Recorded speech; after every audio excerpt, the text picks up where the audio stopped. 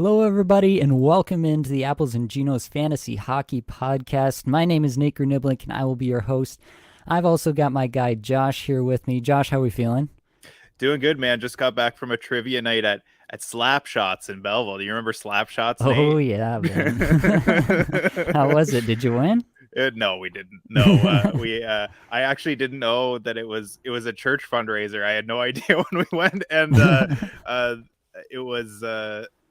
We got killed on the Bible trivia. We had the lead going into the final round, and they're like, oh, this is Bible trivia time, and it's worth way more points than everything else, and we got destroyed. So that was unfortunate, but it's all good. It was fun. That's amazing. Yeah, thanks for stepping in today, Josh. Blake was unfortunately unable to join me as my normally scheduled weekend pod co-host. He had some family stuff that he had to take care of, so best thoughts to him and his family, and hope that goes well today. But glad that we could call in the substitute on short notice and get this rolling. By now, everybody, I think, knows the drill. The plan today is to look at some hot and cold performances in the last week or the last couple weeks here, and we just try to make sense of their performance and give you some advice on what we're doing with these individual players moving forward. But before we get into the episode, I am going to take a few minutes and talk a little bit about Borje Salming. I know this is a fantasy podcast. I won't blame you if you skip ahead a little here if you're listening to this on your podcast, wherever you're listening, Spotify or Apple Podcasts or whatever. But, you know, once in a while, there is a moment in hockey that really means something to me on a personal level. And yeah, this is my podcast, so I'll talk about it if I want to, I guess. But for those who don't know, last night, prior to the being Saturday night, prior to the Toronto-Vancouver game, there was a tribute to Leafs legend Borje Salming, who's suffering from ALS, which is Lou Gehrig's disease. It might surprise you to know that I would consider Salming to be my favorite player of all time, even though I had never personally saw him play live. It was before my time when he was playing for the Leafs. I read his autobiography, actually, Blood, Sweat, and Hockey, which is a great book. I was about 13 when I read it. It was a pretty seminal moment for me for a variety of reasons. Um, just a brief history, I guess, on Salming. He was one of the first European players to come over to the NHL, endured a tremendous amount of verbal and physical abuse in the kind of Wild West landscape that was the NHL back in the 70s. But Salming never backed down. He earned the respect of the league for his tenacity, his competitiveness, and his willingness to put his body on the line for his team. So me reading this as a 13-year-old kid, I immediately began trying to shape my game into the Salming mold. I was asking to play defense. I was taking pride in stepping in front of pucks for the team, being that guy who would give up his body for the team's good. But beyond hockey, Salming's never say die mentality has been imprinted on my brain and affected more than just my hobbies. I won't go as far as to say that Salming was a primary influence on my mental makeup, but there is, I think, a quantifiable effect that I can see even just in how I create fantasy content. You know, you can ask any content creator what it takes to produce content consistently. They'll tell you about the night spent writing or editing till 2 a.m. There's a lot that goes on behind the scenes that people who are listening or reading the articles don't see. There is, I think, actually a real mental toughness aspect to content creation that isn't talked about too much. That ability to show up on time every week and get the job done, even if it means taking a metaphorical puck to the nuts. That toughness and that resiliency that I idolized in Salming at a young age has certainly been required of me, both in content creation and life in general. And I can only hope that I've captured a modicum of that drive and desire that Salming embodied every time he took the ice. If I can sum up my feelings watching Salming break down in tears at center ice amid what was likely the final standing ovation Leaf fans will have the opportunity to give to him, it's this. You don't have to be the greatest of all time to be recognized, appreciated, and loved by those who know you best. Salming never won a Norris Trophy, but the way he played the game, his consistency, and his desire gained him the respect and admiration of everyone who witnessed him play. I don't know about you personally, you the listener, but that's how I want to be viewed and remembered. Someone who left it all out on the field, so to speak, and didn't let the difficult parts of life defeat or hinder him. Everyone's experience is different, and that looks different for every person, but I want to control the things that I can control and make sure I give 110% for my family, my friends, and yes, even you as my listeners. That's what Borje Salming did in his NHL career, and that's the legacy he leaves with me and with thousands upon thousands of others.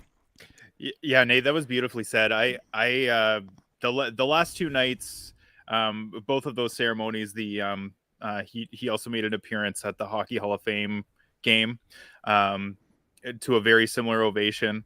I never delved in to Salming's career as much as you did, but he's always been an icon to Toronto Maple Leafs fans and to hockey fans in general, and fans in Sweden specifically.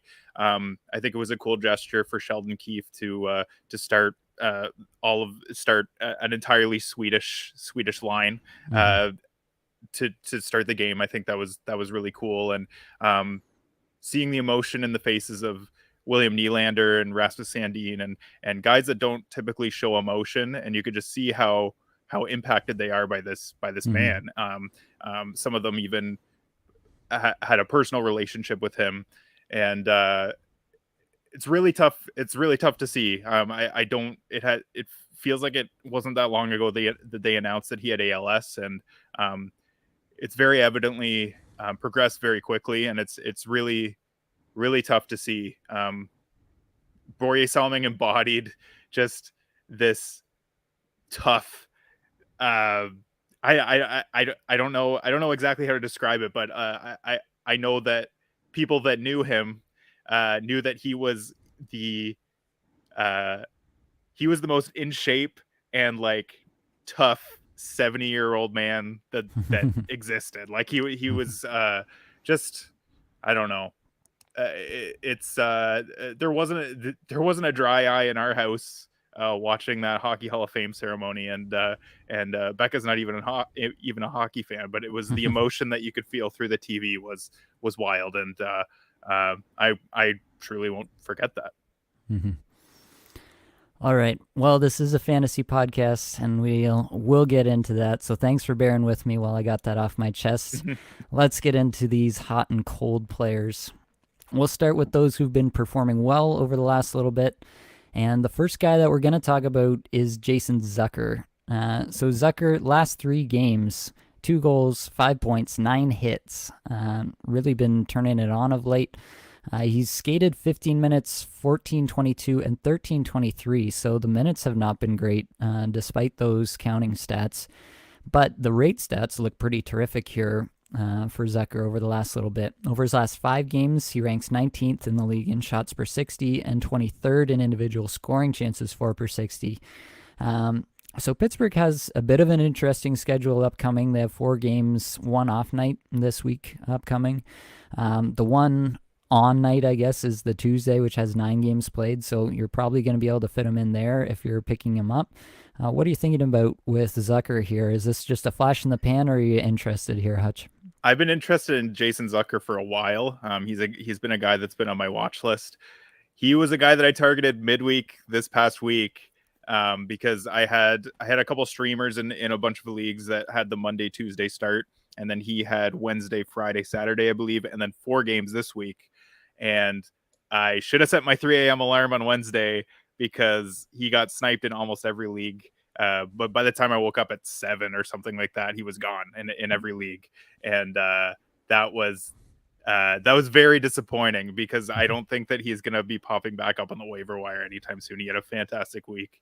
And that line, the Malkin, Zucker, Raquel line has looked really great 5-on-5. I know the game that I watched against the Leafs, they were the best line by far. So yeah, I've been interested in Zucker for a while, just with everything he brings with the hits and everything. It seems like he's finally clicking in Pittsburgh, which he hasn't really looked. He's looked like a shell of himself since he's been in Pittsburgh, and it's good to see. Yep. Yeah, I agree. I don't think Zucker is much more than a streamer for me, so we'll see how this week goes and then probably reevaluate on a kind of week-by-week basis after that. It's just because of that ice time. For him to consistently put up even like, even like a 60-point pace, I think those minutes are going to have to go up. They could go up. That's definitely a possibility, but they'd have to go up from where they're at currently. So that'll be something to watch for this upcoming week with Zucker. But yeah, absolutely for the upcoming week, definitely all about streaming in Zucker. Second guy we're going to talk about, Brandon Montour. This is an interesting one, obviously, with Aaron Ekblad back in the lineup for Florida. Montour has managed to hang on to power play one time for the time being.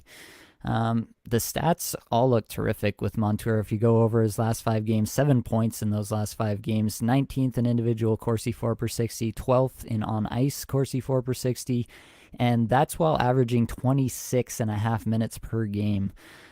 So combine the rate stats with the time on ice, and you've got a recipe for fantasy success there with Montour.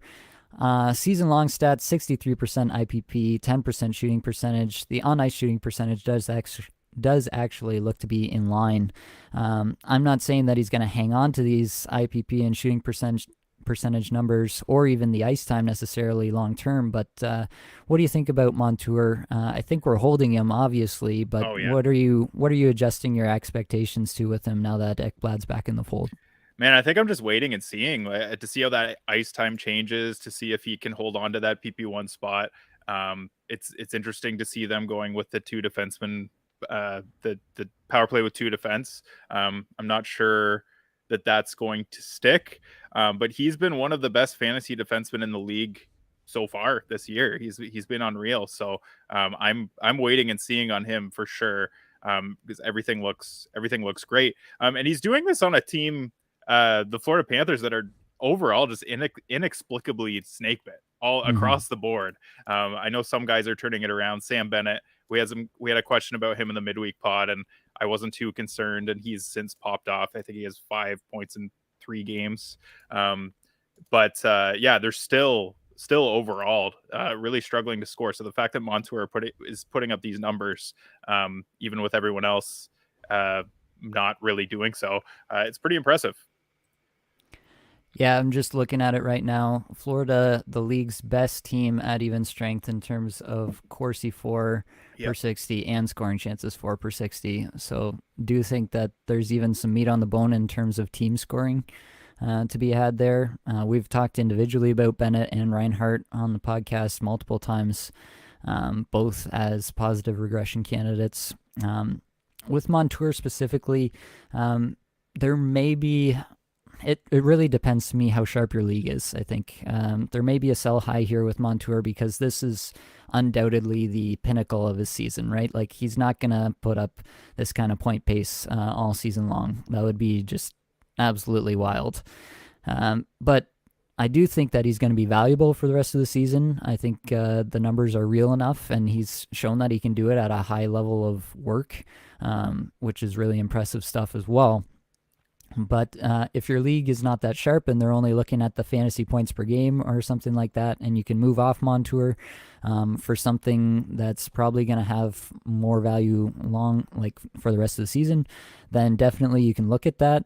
But if your league is fairly sharp and they all know about his power play situation, they all know about Ekblad coming back and what that might mean for him, then you're probably honestly better off just hanging on to him and waiting for him to have a body of work with Ekblad back in the fold. And just kind of evaluating a little bit more once this kind of settles out in Florida. That'd be my take anyway. Mm-hmm. All right, number 3, Miles Wood. Miles Wood has been real hot. 4 goals and 2 assists in the last 5 games. During those 5 games, he's 10th in shots per 60 and individual scoring chances 4/60, but just a 14.38 average time on ice in those 5 games.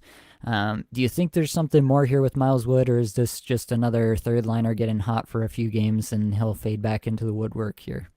I think there may be something more with Miles Wood if he can move up the lineup a little bit. The entire New Jersey team is just full of unexpected killers this year. So it seems like they are the wagon this year. It's not a debate. It's crazy. They're dominating possession. They're dominating on defense. They're dominating on offense. It's as long as they can keep getting goaltending, which I don't know. Mhm. We'll see. They've got it made in the shade, man. So essentially Miles Wood, it looks like, I mean, based on daily faceoff, he's playing with Michael McLeod, Nathan Bastian, which looks like the fourth line, so not great deployment there. And then he's playing on power play 2. But I mean, like I said, everyone on New Jersey is hot right now. So might be worth a stream in a deep league. I know in the Cupful, I just looked at my Cupful league, he actually is being rostered right now. So Yeah. that's like, even there, that's yeah, I mean, maybe in a deeper league like that, you might be able to get him. He's 13% rostered in Yahoo. So yeah, I don't know. I think I'm interested if he moves up for sure. Right. Yeah, it is worth noting, for whatever it is worth, I'm looking at last game lines here on Frozen Tools. Yeah. And that Wood, McLeod, Bastion line did get the most even strength time together Oh, of wow. any of the forward units. I think probably Hughes ended up with more even strength time overall because he double shifted here or there and stuff. But as a unit, that group of 3 was the highest. Wow. So they are getting some use in that way, but definitely what you see with the under 15 minutes average time on ice, it's not something that's happening consistently, I guess. Yeah. So one thing I do want to say about Miles Wood, he does have a history of shot and chance generation. So this isn't totally unexpected. He's dealt with a fair number of injuries throughout his career, but I don't think the shot generation or the chance generation should come as too much of a surprise. He is definitely above his career numbers at this latest rate through these last 5 or 7 games, I guess you could say. He had a 7-shot night and an 8-shot night, so obviously that's going to bump up the numbers.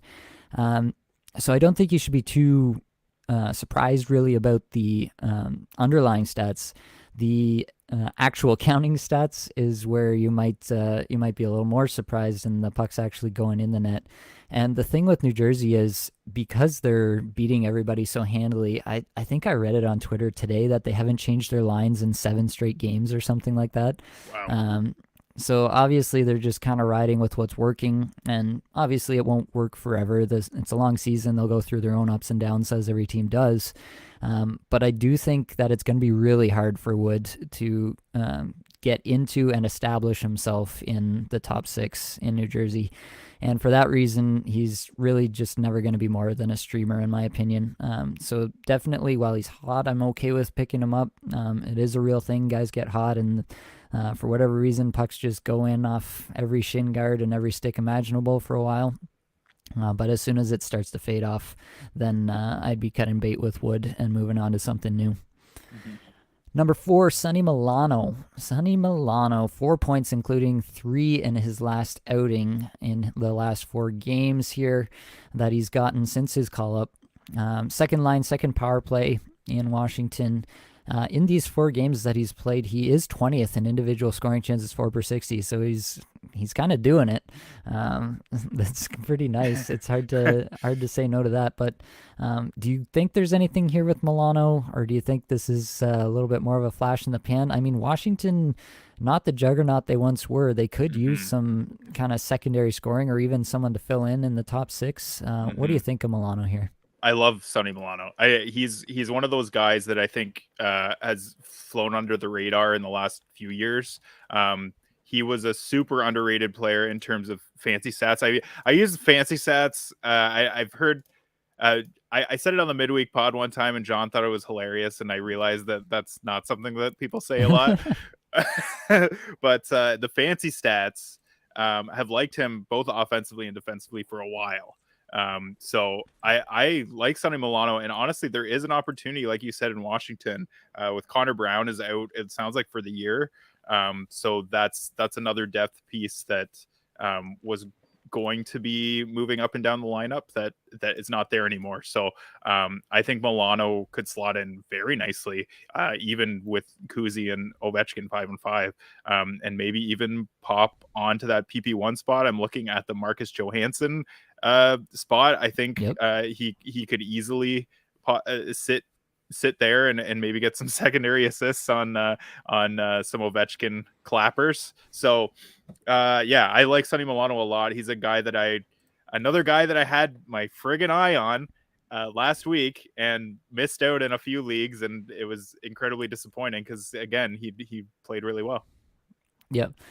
Yeah, it's obviously a very small sample at this point, only 4 games with the new team in Washington. Last year played 66 games with Anaheim. The shots per 60, individual scoring chances for per 60 were not at the levels that I'd want to see personally. But obviously, if he can find his way into a basically any kind of attachment to Ovechkin is what you're looking for in Washington. Everybody else is just kind of run of the mill, middle six feels like kind of players at this point. Even Kuznetsov, like, yeah, Kuznetsov is a top 6 guy, but I'm not sure he's a true top flight number 1 No. center in the league, right? So really with Milano, you're hoping for some attachment to Ovechkin, whether that be at 5v5 or on the power play. If he doesn't get that, then I am concerned that he's just going to be a guy who runs kind of hot and cold throughout.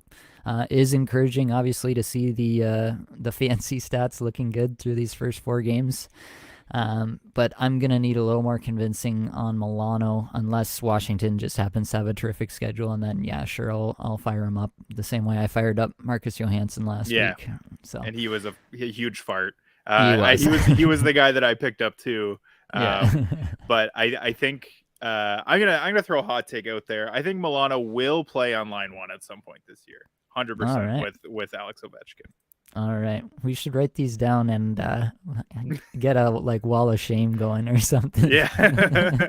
Hey, my start of season hot takes have actually been panning out pretty well so far. I got to go back and listen to that one. There should be some good content in there. I think the Cole Perfetti Calder it's still within the realm of possibility. Nobody's running away with it, that's for sure. No. So yeah, we'll see about that. But yeah, Milano top line with Ovechkin. You heard it here first, folks. Kirby Dach. Let's get into number 5 here. Ice time on the rise with Dach. 8 points in his last 5 games. Doing the thing for sure. 67% IPP, 43% shooting percentage over these last 5 games, and a 23.5% on ice shooting percentage. That's kind of the tale here with Kirby Dach for me. If you kind of rank him against everybody else in the league over these last 5 games, he ranks 259th in individual scoring chances for per 60. He ranks 323rd in on-ice Corsi for per 60 and 321st in on-ice scoring chances for per 60. Honestly, I am super uninterested in Kirby Dach. Yeah, you can ride him while he's hot, but I am really, really uninterested in Kirby Dach being anything more than what we've seen throughout his career so far. As a guy who, yeah, he can get hot playing with good players. He's done that with Kane for a short period of time before in Chicago where he was. And he's doing it right now with Suzuki and with Caulfield. But yeah, looking beneath the hood with Dach, I just don't see it, man. His shots per 60 last year with Chicago, 5.5. This year with Montreal through 15 games, 6. So a 0.5 shots per 60 minutes of ice time difference. That's really nothing to me. Again, the individual scoring chances for per 60 up, but up by less than 1 individual scoring chance for per 60 minutes. The Corsi 4 is up, so that's nice. The scoring chances 4 is up, that's nice, but it's still not in really good territory. So he's going to have to play 19 plus minutes a night and improve these rate stats. I'm not saying it's impossible, but I'm saying there's a few more hurdles for Dach to climb before I'm really interested or really believing that there's something more here. What about you? Yeah, I think I'm mildly interested in Dach, just because he's strapped to Suzuki and Caulfield right now, and they've been playing so well. Suzuki, though, also shooting at a really high clip at 27% right now. Caulfield is more reasonable, 15, which I think is to be expected with Cole Caulfield. He's a sniper. So I think as long as he's strapped to those two on line 1, is he on power play 1 right now as well? Yes. I see. So yeah, if Montreal's got a good schedule, I'm still happy rostering him. I just don't think that he's a guy that I'm going to be holding on to the whole year. I mean, unless he sticks on line 1 power play 1. But yeah, like you said, he's he's the one riding the coattails. It's not he's not necessarily making Suzuki and Caulfield better. I think it's the other way around. Yeah. Yeah, this feels a lot to me like Dylan Strome last year when he was riding with DeBrincat and Kane. It kind of feels like the same kind of dynamic here with Suzuki and Caulfield, where there's two good players on the line and he's kind of just there and doing the minimally correct things to get in on these points and bang in the loose pucks and stuff like that. Yeah, I don't know. I'm gonna take some more convincing on Dach just because I haven't seen it in the underlying numbers. I have said many times now throughout the early season here that there are some guys who the points come before the advanced stats do, and they kind of take that confidence boost and they turn it into a new gear that they haven't found before. So I'm willing to entertain that as a possibility, but the stats right now, the underlying stats are frankly bad. It's really just the luck metrics that are going in his favor right now. So that's my take on Kirby Dach. Number 6 here, somebody I'm a little more interested in, and actually I'm a lot more interested in. It's Jake Sanderson from the Ottawa Senators. 3 assists in the last 5 games. We've got news that Thomas Chabot is going to be out at least a week. Sounds like a concussion there. But Sanderson legitimately on his own, 17th in individual Corsi for per 60 over the last 5 games, averaging 21 minutes, 52 seconds a night. That's going to go up with Chabot out. 34th among defensemen in on-ice Corsi for per 60. The last 5 games, he's taken 3 shots on goal in all of them except for 1. That ice time, like I said, it's going to go up. I'm thinking he's probably going to get that top power play. He was the power play 2 quarterback, unless the Senators decide to go with the 5-forward makeup, which is a possibility given the talent they have up front. But either way, honestly, even if he doesn't get top power play, I'm interested in Jake Sanderson. I think he could legitimately be taking a step here. He could legitimately overtake Chabot as the top defenseman. I've said it about Chabot before that Chabot has always kind of been more of a volume guy than an efficiency guy. He just skates like 27, 28 minutes a night and kind of volumes his way into stats. I think Sanderson might actually be more efficient than him by the end of this season, and we could be looking at it's hard to compare anybody to what Mo Seider did last year, but we could be looking at Mo Seider light with Jake Sanderson over the next little while with this opportunity with Chabot out. I'm going to be watching Jake Sanderson. I already picked him up where I could, and I'm looking at him very heavily for the upcoming week where I can get him. How are you feeling about Sanderson? Am I too hyped on this guy, or is he for real? No, not at all. He's definitely for real. He's been a guy that I've been watching since the start of the year. I think I mentioned him in our team preview, as someone that could be a sleeper this year. Worth noting, Chabot averages 25-45 time on ice every game.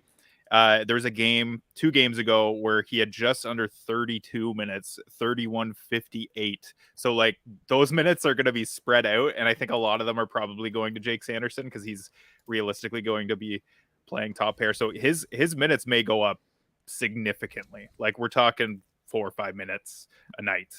So that's really exciting. And then if you add on power play 1, which it seems like he's the natural fit there to slot right in there, that is really exciting for Sanderson, especially this week. They have a Monday, Wednesday start to the week. They only have 3 games, but they have that Monday, Wednesday off nights, which is pretty much the most ideal start to your week. I don't think there's any Monday, Tuesday back-to-backs. Binksy mentioned that on the midweek pod this week. So that's huge. So a Sanderson ad is definitely something that I'm going to be trying to do. I'm definitely setting my alarms tonight. So yeah, he's definitely a guy I'm targeting. You're not off base at all. Yeah, absolutely. Go get Jake Sanderson now before he pops off. And the last player that we'll mention in this performing well section is going to be Jamie Benn. Jamie Benn, man, like 10 points in his last 5 games. That's not including today. I haven't actually checked what he did today. I'll look it up. Yeah, you look it up while I'm talking through these stats from the 5 games previous. So still just 14 and a half minutes average time on ice through these 5 games, but he's 5th in individual scoring chances for per 60 and shots per 60, 10th in on ice Corsi for per 60, 23rd in on ice scoring chances for per 60. Now, obviously, whenever you get these kind of stats, there's going to be some unsustainability in here. So 20.7 on ice shooting percentage, 31.6 shooting percentage, and an 83% IPP. Now, obviously, a lot of this is coming on the power play, and there's a lot of this that is super unsustainable. But, I mean, the individual scoring chances for the shots per 60, it's all there. It's just kind of a question, can he really be this efficient of a player and kind of turn this around in this way, kind of this late in his career where everybody, it seemed like, had kind of written him off as a guy who's just going to kind of fade out in a third-line role from here on out. What do you think, Josh? Are we looking at a late career renaissance for Jamie Benn? Potentially. I think it's more. I think it's similar to the situation with Jason Spezza, where when he was in a second line role in Dallas, he was kind of aging that situation out for himself and wasn't performing well against the team's second line. Opposing team second line, but once he moved down to a fourth line role, and he was feasting on other teams' fourth lines, and I think that's a similar situation with Jamie Benn. Binksy seems really impressed with him, and he's not a guy that's been super high on Jamie Benn for a while. He's the Stars fan, so I'll trust him on that. I looked up, he had an assist today against Philly, 13:39 time on ice. It looks like 1 shot attempt, 1 scoring chance for 1 shot. So not a fantastic game from Jamie Benn today, but still getting that point. Regardless, man, still getting that point. He was a guy. He was in the title of our midweek pod this past week. So yeah. I was amazed when I looked up his numbers. It's crazy. Yep, absolutely crazy with Jamie Benn. I think, I said it last week when we brought him up as well, because he was starting to get hot then. And I said, yeah, I'm down for a Jamie Benn stream. I don't necessarily anticipate that it's going to continue, but when the underlying stats match up, it may not be 2 points per game from here on out, but I'm definitely willing to ride somebody who's on a hot streak and who's actually performing with the underlying stats. So I'm down with it for the time being with Jamie Benn. I am going to be watching him pretty closely, though, because I don't know that it's going to be super sustainable. There's 100% someone listening to this live stream right now in my couple, because someone just added Jake Sanderson. And I'm still rattled. Definitely. So JL18, show me out on Twitter if you're listening right now, because I need some confirmation. I'm pretty sure that's what just happened. That's awesome. All right, before we get into the players performing poorly, I do need to remind you to make sure you check out the Apples and Ginos Discord server. We have a thriving community, hundreds of like-minded fantasy managers in there. You can bounce ideas off of everybody, get latest news, content alerts, everything is in that Discord server.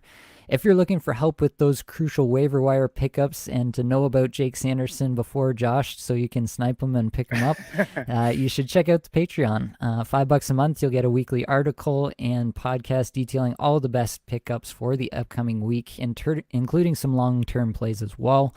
Both of these links are in the show description, so check that out. Let's move into those performing poorly. We got to talk about Bryan Rust here. Pointless in 5 straight games. Still playing a ton. 19 minutes average time on ice. But pretty much everything is down. 218th in shots per 60. 159th in individual scoring chances for per 60. 241st in Corsi for per 60, so on ice there, and 197th in on ice scoring chances for per 60.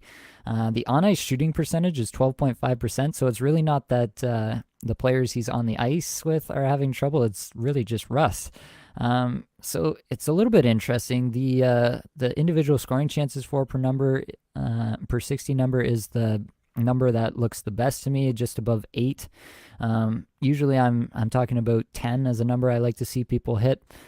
Eight is like it's an okay number. Like I'm not ringing alarm bells with a player being around eight, basically. So that's an okay number, but definitely there's something going on with Rust. This is pretty unusual for a player of his caliber, playing with Crosby and Gensel on the top line, top power play. None of that has changed.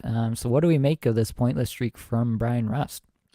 Yeah, I mean, like you said, those numbers aren't terrible, but they're not what we expect from Brian Rust. Mm-hmm. So you almost wonder if there's if he's being hampered by an injury. He's a guy that has had injury trouble in the past fairly frequently, like most other people in Pittsburgh. But it would be kind of weird that they wouldn't just hold him out if he was hanging on to an injury, because it's not like they're desperate for, like, they're not having the injury issues that they typically do as a team at this point in the year. So it seems kind of weird that he would be playing through something like that. But I mean, he's a hockey player that they all are playing through something at some point or another. So yeah, I don't know what's going on here. This is extremely unusual for him. I hope he turns it around. It's not like he's playing with Crosby and Gensel right now like he typically does. So it's not like it's a new situation for him or anything. But yeah, I don't really know what to say about Rust. Yeah, it is a weird one for sure. I think if you drafted Rust, I think you're holding him. You're not trying to sell low at this point. I do think that there are better days ahead, unless it is an injury situation. But yeah, I'm kind of with you. I feel like there would be some inkling of that, or there'd be some kind of more visible problem in his game. Yeah. The only thing I can think of is like sometimes these guys with wrist things or hand things or finger things. Sometimes that affects their shooting. But yeah, overall, I'm inclined to think that it's just kind of a bump in the road for Rust. As long as the deployment stays the same and he doesn't really get shifted around too much off that, then I'm still in with Brian Rust, and I'll hold him until things get a little better and people think he's back, and then I'll reevaluate if I think that I need to move on from him. Number 2, Shane Gostisbehere, pointless in 5 straight as well. He's rocking about 19.5 minutes per night. Among defensemen, he's 71st in shots per 60 and 34th in individual Corsi scoring chances for per 60 over those last 5 games. This is kind of the thing with Gostisbehere, right? And really with anyone in Arizona is they have to basically outperform their circumstance. So he's going to have to be efficient with limited chances. He was doing that really well at the beginning of the year, and then kind of luck kind of caught up with him, I guess, here. And he's kind of tailed off since. More concerningly is the ice time and the rate stats have both tailed off from where they were at the beginning of the year. So that's not a good look. But what are you thinking, Josh? Is there anything really to be done with Gostisbehere? Are you still holding him? He has been dropped in some places that I've seen as well. Would you be interested in him if he did get dropped? What are you doing? I think I would be interested, not this week because Arizona only has 1 game, but if they had a better schedule, yeah, I'd absolutely be interested in him. Their power play is shooting at a 31.3% clip. Is that right? That's insane. They have the 3rd best power play in the NHL. That's crazy. Arizona's been weird, man. Like they're Yep. Carl Vamelka is another guy that's been red hot. He would have been I would have highlighted him more in my article this week if he didn't only have 1 game coming up, because he's actually been really good in stealing games for the Coyotes. But yeah, Gostisbehere, that's weird. Another situation where it's kind of inexplicable. The people around him seem to be converting, and the power play is working, but he's just not getting in on any of it. Yep. Yeah, it is a situation with that really terrible schedule this week where they only have the 1 game. It is a situation where I would consider dropping Gostisbehere depending on, all the factors, right? If you're up against somebody who is going to be a tough opponent and you really got to maximize your games played this week, and, there is a Jake Sanderson or someone who you're really into on the waiver wire, then maybe I'm thinking about that move. If I can afford to hang on to Gostisbehere, I probably am going to do it. I do think that he's at least a 50-point defenseman at the end of the season when it's all said and done. So I am trying to hang on to Goss Despair. I'm not really looking to move him. The time on ice thing is what worries me the most, to be honest, because early on when he was crushing it, he was up over 23 minutes per night, Right. and that's where, yeah, when you're playing that kind of minutes, it almost tends to not matter as much. You're gonna just volume your way into a few more counting stats. So that part concerns me the most, to be honest, with Goss Despair. So I'm just going to kind of monitor that, I guess, moving forward. And then, yeah, if I can hang on to him and it's not going to hurt me too much this week, I will. But if I really need my defenseman slots to be starting all games this week, then I would consider moving off Goss Despair this week. Mackenzie Weegar is going to be number 3. We've talked about Weegar a few times already. He's currently pointless in 6 straight games. But there are some signs under the hood that things are starting to turn around for Weegar, and I'm starting to get a little bit more bullish on his rest of season prospects. I kind of am starting to feel like he's a buy low candidate right now. 4.2% on ice shooting percentage, that's going to come up.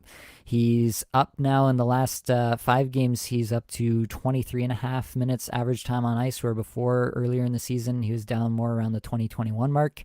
So that looks like it's starting to come up. 16th in shots per 60 amongst defensemen last 5 games, 55th in Corsi 4 per 60, and down at 170th in scoring chances 4 per 60. So some of this is tied to just Calgary as a team kind of being up and down this season. Huberdeau being out recently obviously doesn't help matters when you're trying to score points, but Weegar does give you that peripheral floor like we always talk about. If I go back, I'm just going to look at this right now. His last 8 games, he's given you at least 2 hits and 2 blocks in all but 2 of those games, and he gave you 1 block in each of those games. So he's getting you at least 3 hits plus blocks combined in every single game his last 8 games. So he's always doing that for you. He's always going to be shooting. The shots are coming up. The time on ice is coming up. I think Calgary is too much. There's just too much skill on the back end and up front for it not to eventually work out. Sutter is one of these tough love coaches, so he may take a while to get the players to buy in, the new faces that they've added there, but Weegar seems to be coming around right now, and I would be interested in going out to acquire him right now. How about you, Josh? Any thoughts on Weegar? Which way are you taking him? Yeah, no, I like Mackenzie Weegar. I think people were a little less enthusiastic about him once it was confirmed that he wasn't going to get power play 1, like some of us expected. I mean, last year in Florida, he put up huge points and was not on power play 1. So I just think, like you said, Calgary's too good of a team. They have too many weapons. I mean, this was something that I had expected going into the year. Calgary just has so many new faces. And they're a completely new team, a completely new combination of players, and the new players are premium. Like they're the guys at the top of the lineup. It's not like they kept their core together and they're pulling a few peripheral pieces around and those guys are trying to figure it out. Like these are the impact players are all new and they've never played together before. So I almost wonder if their struggles early in the season are chemistry issues. And yeah, like I said in the Calgary Flames preview, they may be a team where you should be targeting buy low candidates. And sure enough, there's plenty of them there. Weegar's one of them. He's always going to be a guy that gets peripherals. And yeah, I think, like you said, the underlying numbers seem to show that there's some positive regression coming here for him and for the team. Yep, I'm interested in Weegar for sure. And speaking of pointless in 6 straight, we've got Evan Bouchard here. Yeah. He's rocking a 0% on ice shooting percentage, Yikes. which is super fun. That's through his last 5 games. 19 minutes, 47 seconds average time on ice, 73rd amongst defensemen in shots per 60, 82nd in on ice Corsi 4 per 60, 52nd in on ice scoring chances 4 per 60. So that's kind of middle of the pack numbers, to be honest, amongst defensemen. The ice time has really just kind of been like up, down, and around. Like one game you're up at like 23-53 is what he played yesterday against Florida. 2 games before that he was down at 15-36. Like he's getting his chain yanked up and down and around by his coach here. I guess trying to prove a point to a young player, but It's pretty tough for a young player to develop in those circumstances. So yeah, with the ice time being like that, Tyson Barrie is super hot right now, scoring a bunch of points and a bunch of points on that top power play. Doesn't seem like Bouchard's really in line for that top power play anytime soon. What are we doing with Evan Bouchard? He's still 75% rostered in Yahoo, but minus 8% in the last day here. So it seems like people are getting pretty fed up with Bouchard and starting to drop him. Would you be dropping Evan Bouchard if you had him right now? I do have Evan Bouchard in a couple different Bangers Cats leagues, and he's been a guy that I've been debating, dropping for a streamer. He's playing at like a streamer level right now, and I think until he gets that power play one opportunity, which right now there's no reason to think that he will.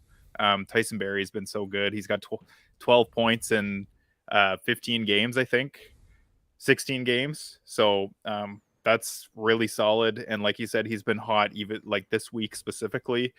He had 2 goals, I think, last night. So I still don't know what to do with Evan Bouchard. I've hung on to him this long, but I'm kind of getting to the point where I'm just not. I'm feeling like he's streamer level, and he may be a drop this week at some point, depending on the situation. Yeah. Yeah, I have a few thoughts about Bouchard, and it's more not even necessarily about the player, but kind of the template here.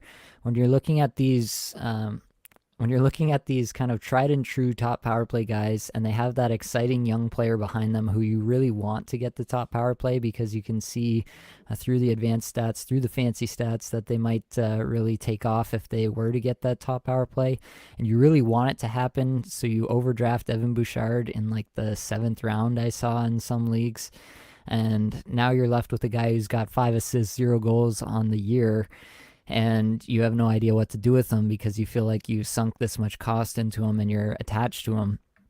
Whereas if he had any other name or had been drafted, later on your team, if you had drafted him in the 12th or 13th round, you would have dropped him long ago.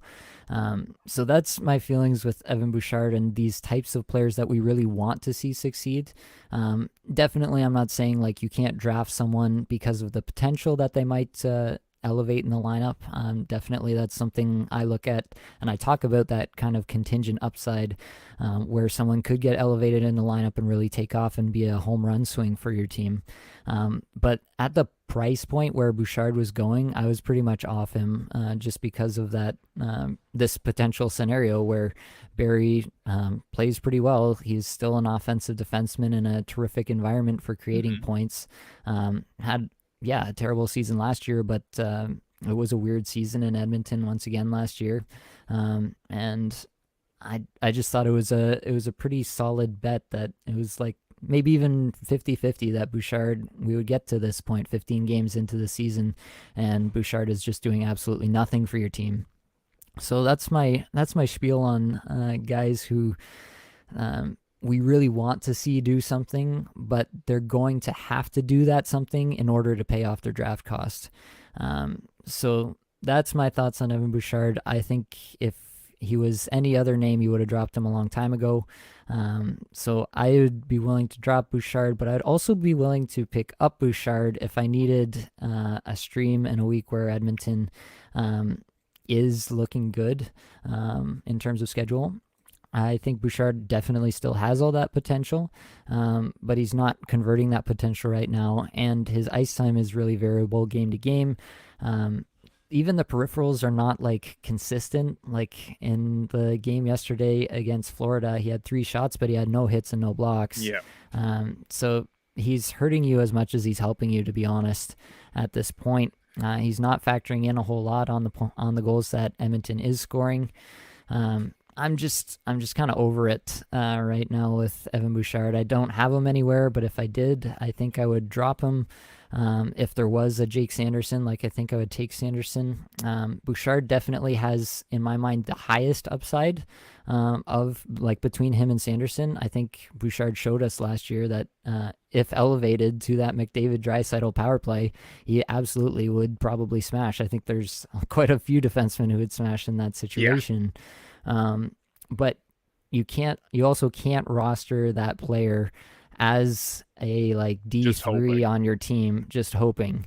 If you can pick up Bouchard in a week where, you have an extra ad or something and you want to just hold him through a few games and see if something happens, absolutely.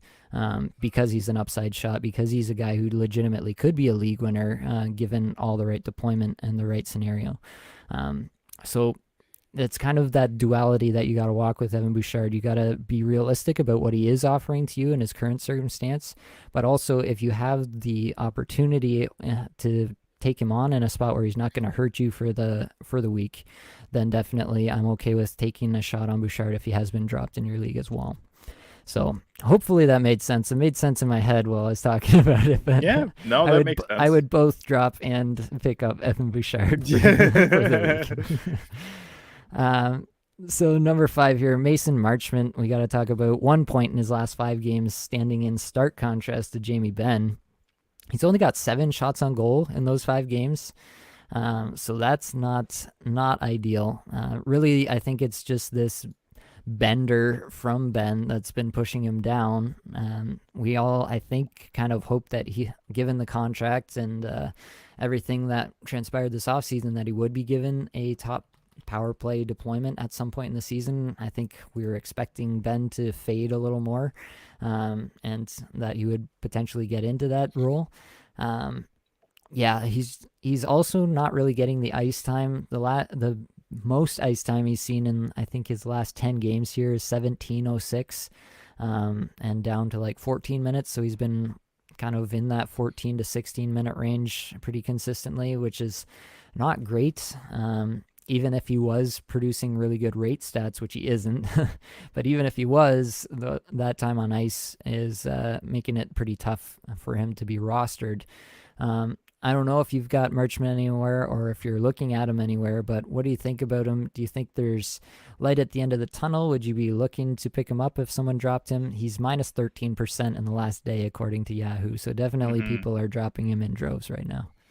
I did have Marchment and I dropped him yesterday, so I'm part of that 13%. It's actually in that league, our Keep 3 league, where we had me and you had a barn burner last week, and I ended up coming out on top to get off to a 4-0 start, and followed it up by having one of the most lopsided losses of the season against Devin from Fantasy Hockey Hacks. So I've been using my ads for next week. And Mason Marchment was a casualty of that. Going even further back, he actually only has 2 points in his last 11 games. So pretty brutal.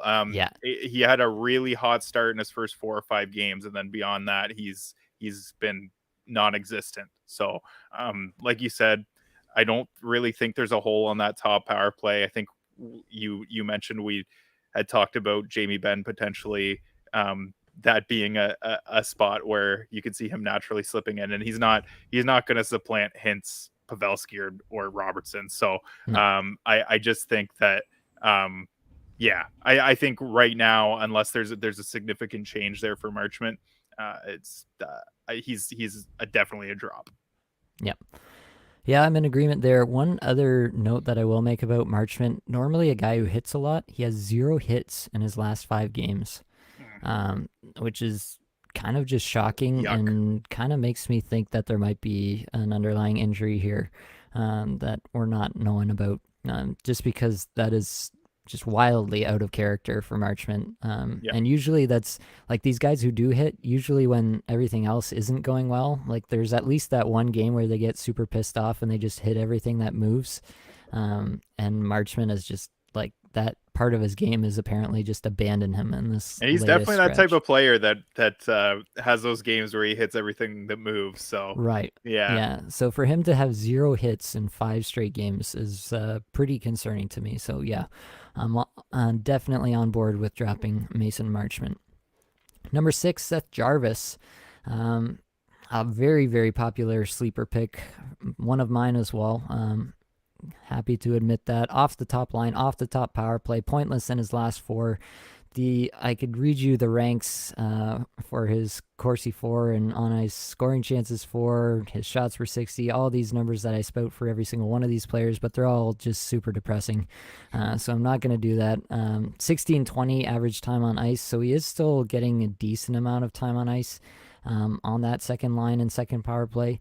But really, Jarvis has kind of taken a step backwards here in the last little bit. It's disappointing to see for sure. Definitely thought Jarvis had another gear this year. You see a guy, obviously different position, but a guy like Noah Dobson who had some of the same kind of impressive rate stats at his position take another step this year, and that's what we were hoping to see with Jarvis, especially with the Pacioretty injury. We were hoping that Jarvis would take the next step this year and kind of really take off into that 70-plus point range. That was the thought behind all the sleeper projections on Jarvis, but it seems to be going the opposite direction right now, and honestly, I don't think I could hold on to Jarvis right now. There's just too many other options that are producing right now. Definitely, I'm still watching. I definitely think the talent hasn't gone away or anything, but he is a young player, still under 100 games in the NHL. Still lots to learn for this player. And Rod Brindamore is one of these coaches. He's not going to wait for you to figure it out. So if you're scuffling, he's going to push you down and let somebody else take your spot. So for all those reasons, I'm pretty off Jarvis right now. How about you, Josh? yeah, no, I'm not a fan at all right now. He's a guy that I think the fantasy community was excited about because of the potential deployment, playing on that top line, and he did get it at the start of the year, but he played himself out of it. So not really high on Jarvis right now. Maybe as a streamer, just to give him a shot at some point, if things are scarce. But yeah, no, right now he's gonna need to up his game a lot for me to be interested at all. Yep. Yeah, like I said, still interested in Jarvis long term. I don't think the Yeah, talent has gone away or anything, but I am going to need to see it a little bit before I believe it now that things have trended this way for this amount of time. And lastly, here, we got to talk about Andrei Kuzmenko again. I feel like I talk about this guy every single week, but he was scratched today. I don't know who saw that coming. He was pointless in 3 straight before, only played 9:27 against the Leafs on Saturday night. When he was getting 17 plus minutes a night, he was a consistent source of shots and individual scoring chances for. Um, I don't know what is going on in Vancouver right now. They're just scuffling in the worst way possible. It was literally last week. Everyone was head over heels for Kuzmenko, including me, after the hat trick game. He had an assist there as well, 4-point game. And it seemed like the world was his oyster. They were going to play him like 18 minutes a night moving forward. Everything was going to be perfect. He was going to play with Pettersson. He was going to play on the top power play. And then literally a week later, it's the exact opposite, and he's getting scratched. In my opinion, Bruce Boudreau is done in Vancouver. He's a walking corpse there. I'm just waiting until he's gone, and then hopefully whoever the new coach is there will realize that Kuzmenko is a valuable hockey player to the team. I forget. I gotta look at what actually transpired in this game against Boston today. But at some point it was almost to the end of the second period. They had like 15 shots on goal, and they just scratched the guy who had the most shots per 60 on their team. Like, you figure this out. Like, what did you think was gonna happen? But anyway, what are your thoughts on Kuzmenko here, Josh? What are we doing with Kuzmenko? If you got him, I feel like you have to drop him at this point. yeah, I think so. I just think that I think I wouldn't be surprised if tomorrow morning we hear that Bruce Boudreau's fired. Like last night, Yeah. watching the Leafs game, when the Leafs stormed back and overtook the lead, when the Canucks blew yet again another multi-goal lead. uh, it just really felt like it was over. Mhm. They kept showing Jim Rutherford up in the stands, and like that guy looks done. Like Yeah. he looks like a guy that's like, why did I take this job? Um, and he's been very public in the media about Yeah. not liking the systems. They don't have the correct systems in place. They're not playing the right way, which is like super indicative of like Yeah. not being a fan of your coach. Yeah. So like it seems like the writing's on the wall right now. So I mean, I imagine he wasn't fired last night because they had a back-to-back and it would be too much Right. of a like too quick a turnaround to get someone else in the interim. So I really wouldn't be surprised if tomorrow you hear that he's fired. But until then, yeah, I guess Kuzmenko's a drop. That's super unfortunate. We got a question about him in the midweek pod last week, and I said until he loses PP1, I'm still pretty happy with Kuzmenko. And like, wow, that took a turn really fast. Yeah, that was almost instantaneous. Yeah, it turns out the Canucks did come all the way up to 31 shots on goal, so they must have had like 16 shots in the final period after they were already down like 4-1. So they must have turned that around in the final period. But yeah, there was a point in the second period when I checked in on the game, and they were just getting absolutely crushed by the Bruins. So it seems like they got some more shots on goal against the defensive shell from the Bruins. But yeah, I don't know what they're doing. Yeah, like we've said, this may be old news by the time you're listening to this on Monday. Like Boudreau may well have been fired by the time you're listening to this. So, if that's the case, then maybe I'd hang on to Kuzmenko and just see what the new look is, because definitely he should be playing over Dakota Joshua and the guy Aman, whose first name I absolutely forget at this point, and Sheldon Dries. Oh my God. Jack Studnicka. Yeah, there's a few guys that are playing that definitely should not be playing ahead of Kuzmenko right now. So that's all we've got for this episode. Hopefully it brought you some value, helped you get a little bit better at fantasy hockey today. All the advanced stats, the fancy stats that you heard here today came from Natural Stat Trick, which is a terrific free resource, so check that out. Many thanks to the band They're There for supplying the music for the podcast. You can check that out on our show description. Check out their Spotify as well. And that's it, folks. Much love. Have a good one.